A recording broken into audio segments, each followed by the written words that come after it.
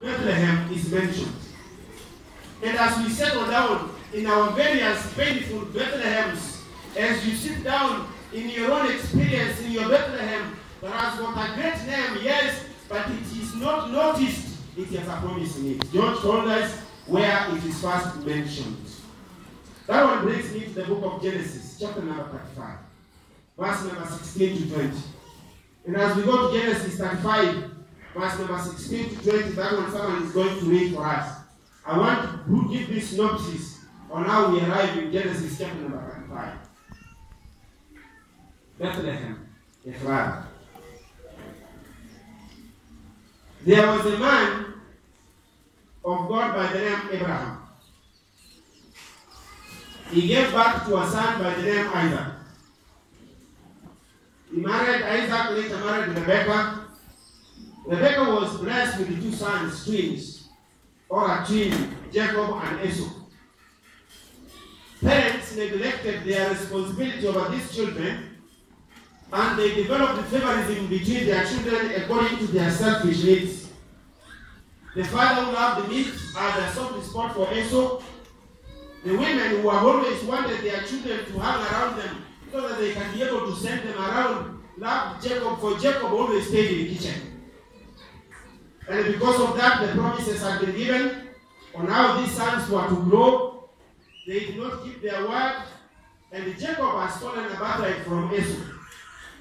And because of that, he ran away from home, and he found himself in a distant country, whereby he stayed with a brother, as the brother to his mother by the name Laban. While he was staying with Laban, he ended up loving a very fair-looking lady by the name Rachel. The Bible says that Rachel was good-looking, she had a beautiful countenance, and she was well-built. And Jacob, a go-getter who was holding onto the heel of his brother before he was born, you can imagine as his teenage how he can go for the best woman in town. And when he saw Rachel, he sought to marry her. He approached the uncle Laban and told her, I want to marry your daughter. And Laban said, so be it, you will marry her. But you have to pay for it. How many years are you going to work? 7. He patiently invested the time because he loved it. He loved Rachel. I wonder whether we equally invest time these days to wait upon the Lord until the day comes. And when finally 7 years down the line, he presents himself before the father-in-law to be, and he says, give me that which is my due. And he is given who? Leah. Bible says Leah was not good looking nice, for she had squinting eyes. So because of the squinting eyes, she never looked very nice. And Jacob was not happy about it, but all the same, alikuwa amefanyiwa kisheshe, akachukua Leah kama mtoto wake. Then he wondered, what can I do, for I still love who? Rachel. He was told what for how many more years? 7. He never gave up. Love is patient. It waits. It waits. It waits patiently. 7 more years down the line, he finally marries who? Rachel. For some reason, Rachel does not give birth, she is barren, and Leah gives birth to sons. By the time she is doing son number 4, she realizes that I need to increase the speed. She talks to Jacob and tells Jacob, you need to take my maid to add more daughters to sons for me. The daughter ends up giving Jacob how many sons? I think 3 or 4 thereabouts. Are we together, church? He gives him 4 more sons. You remember the lovely lady is not hidden yet. She is there barren. She cries to the Lord. She cries to the Lord. It's Rachel who told Abraham, Jacob to go and get a wife. So through Rachel's maid, Abraham has 3 or 4 more sons. Because of this, when Jacob realized that through the maid of Rachel, he has been born sons, he neglected Leah with her sons. And one day, Rachel and Leah met in a field, and there was an argument between the 2 sisters. And the argument was about some fruits he was carrying. And Rachel told the sister, Leah told the sister, can't you allow my husband also to visit? And that night he was allowed to visit. I wonder how Rachel was pulling the strings on where to go on which day. But somehow he visited, and out of that Leah conceived again. She gave another son, and yet another son. By this time, Jacob has got 10 sons. When he had 10 sons, the favor of the Lord was shown upon Rachel, and she conceived her. And by the time she gave birth to the favorite son of Jacob by the name of Joseph. And when Joseph came, Jacob was about to leave and go back home. And as they left, they went with his family, carrying Joseph in the hand. He was still young, and they arrived in a place called Shechem. He used some 100 coins and he bought some piece of land there, and he settled his family. As the family was settled, he dug a well in that place where they were staying. Actually, when you come to the book of John, chapter number 4, verse number 14, the conversation between Jesus and the Samaritan woman, it is surrounding the well that Jacob dug in Shechem when he left their uncle's place going back home. As they settled there, a time came his children, his sons, were becoming wayward, and they were getting influences from the nations around there, and he opted to move out of that place. And as he took off, headed to Bethel, he lost a very close friend of his by the name of Deborah. Deborah was a maid, or the Bible calls her a nurse of the father of Jacob, of the mother of Jacob. When Rebekah was picked, you remember that story, she's being taken back to where Abraham was. She left with one girl with her. Now when Jacob ran away from home, Rebekah asked this maid, Deborah, to go with Jacob wherever he is going, and Deborah took care of Jacob all the days he was with Laban. So she was so close to him, she was so lovely to him, you can understand, because immediately Jacob left, the mother died back at home. They never saw each other again. So the mother figure Jacob had was Deborah. The only person who reminded him of his history was Deborah. The person who held him by the hand as a parent, now that he stayed away from the parents, was Deborah. She dies in Bethlehem. He buries her, and as he's burying her, Rachel is expectant of a second child, and she ends up giving birth to the last born of Jacob by the name Benjamin. Because she went through very hard labor. I've told you this town was so small and the facilities were not there. Because of that hard labor, whatever happened, by the time the child was born, Rachel died. And when she died, Jacob buried her in this Bethlehem. Then he proceeded to go and settle in Bethel. So it is a very painful experience in this Bethlehem, for Deborah died there, and who else died? Rachel. A very close person in the heart of Jacob. Are we seated here today? I want to believe that all of us are seated in our Jerusalem, in our Bethlehem. And that Bethlehem that you treasure so much, it has served you with nothing short of pain. And that's the only things that you remember. When Jacob could remember Bethlehem, when it comes to his view, he remembers Deborah, he remembers Rachel, he remembers the two graves behind there. Actually, the Bible says that he had to erect 2 stones in remembrance of these 2 women. How many of us are going through our Bethlehem? You sit down and you start to do your money, and you realize you are in hell on earth, but there is nothing you can do. That is your Bethlehem. There is hope, for there is a promise. If you want to know that Jacob loved Rachel, in Genesis 48:7, Joseph visits the father in his old age, in his deathbed, and they have a short conversation between the 2 of them. And when this conversation between Jacob and Joseph, his son, the only thing Joseph was able to remember was Bethlehem. The Jacob was able to remember was Bethlehem, where Rachel was buried. It means it is something that broke his life. It is something that shattered his dreams.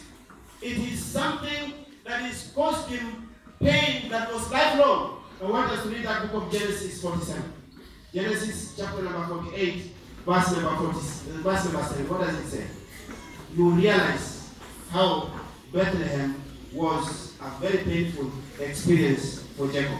So yes.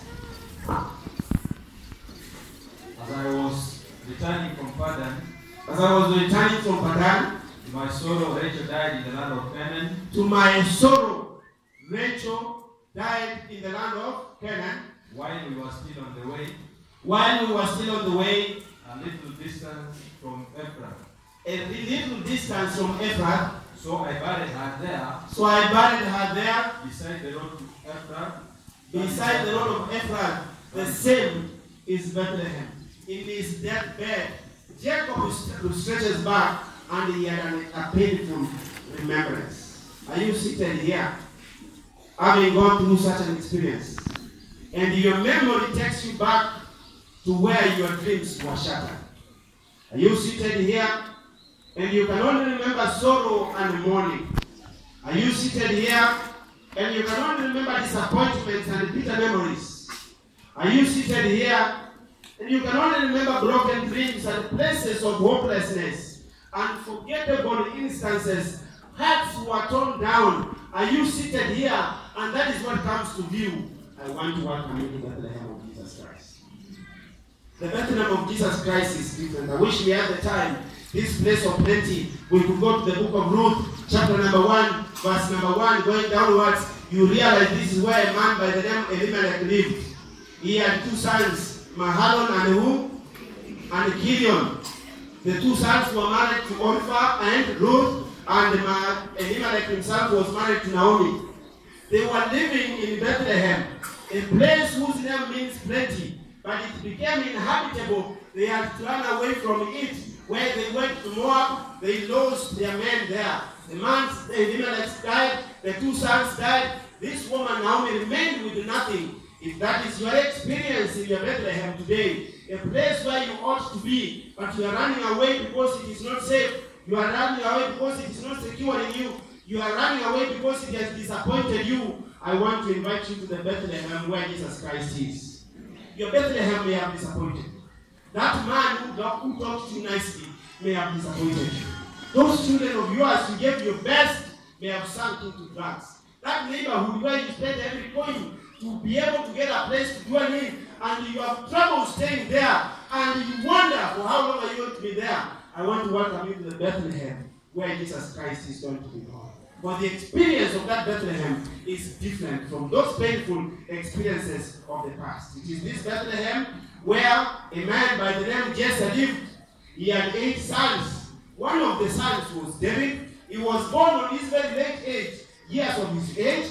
And when even Jesse himself was counting his sons, David was not counted.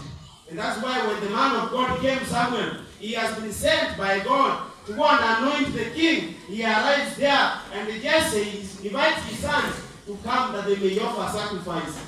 David was not invited. He was so tiny, he was so small, he was so insignificant, he was not counted. Is that your experience? Is that your experience? When people are talking, you are not counted. When situations happen, you will matter nothing.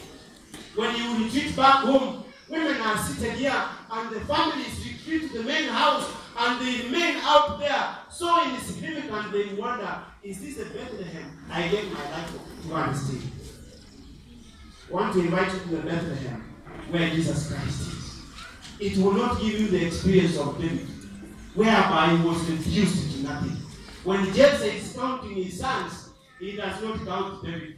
It's until Samuel went through every son, up to the 7th son, and God told him, I have not seen yet. Then he asks Jesse, is there any other one who is not here? Then they say, there is a little one in the forest, there in the bush with the sheep. And David is called. I want you to see how we grew up. We were not putting on shorts. Our t-shirts were very small. His stomach was very big. It's outside. And you have been in the bush with the sheep. And you are being called to come back home. Because there is a guest who has come from the city who wants to see you. To have an encounter. A promise is going to be fulfilled. And David is called and he is anointed. A Bethlehem which I know. A Bethlehem that was not noticed. But as David was out there, there was a conversation between God and Samuel. And he's telling him, there is a promise for that small town. I want to pronounce and say that as you go through your experience, there is a conversation with heaven about your situation. There is a conversation in the heavenly places about your situation. And heaven is sending a Samuel to come and speak hope unto you. To come and offer solution unto you. To come and be there for you. Our final lesson. Our final lesson. In both Bethlehems, the one that is in the book of Micah, the one of Rachel, the one of David, there is one common thing between the two. There are two pregnant women. In the Bethlehem of old, we had Rachel was what? In the Bethlehem of Jesus, we have a Mary who is expectant. Are you seeing two pregnant women? Are you seeing the two pregnant women? The old Bethlehem, when Rachel gave birth, Rachel died. In the Bethlehem of Jesus Christ, when Mary gave birth, she was preserved and a Savior was born. I want to welcome you to the Bethlehem of Jesus Christ. I want you to take your eyes off the old Bethlehem that has bedeviled you, that has caused you pain, and you come to the Bethlehem of Jesus Christ. For in this Bethlehem, life is preserved, it is not lost. In this Bethlehem, dreams are recovered, they are not killed. In this Bethlehem of Jesus Christ, two pregnant women, one dies, in this one, she survives, and the son is born. This Jesus is inviting you. This Jesus is calling upon you. He's saying, when you are with me, yes, the only one may have robbed you of your son. I'm here, I will restore life. Yes, you lost your husband. I'm here, I will restore life at the fulfillment of time. I want to welcome us to the Bethlehem of Jesus Christ. Both Bethlehems, there was lack, there was scarcity. And that is why Naomi and Elimelech, Mahlon and Gilead, Orpha and Ruth had to run away because there was scarcity. In the Old Testament, there was scarcity, they ran away. In the New Bethlehem, there is scarcity, but they were not running away. People were running to eat. That is why, much as there was scarcity, Joseph is ordered with Mary to go where? To Bethlehem. It was full of scarcity. And by the time they arrived there, there was no place in the inn for Jesus to be born. They go and knock at the doors were closed. They knock at the doors were full. They knock at the next one, the doors were full. And they were told there is no place in the inn. And they lifted their eyes up and asked God for a provision.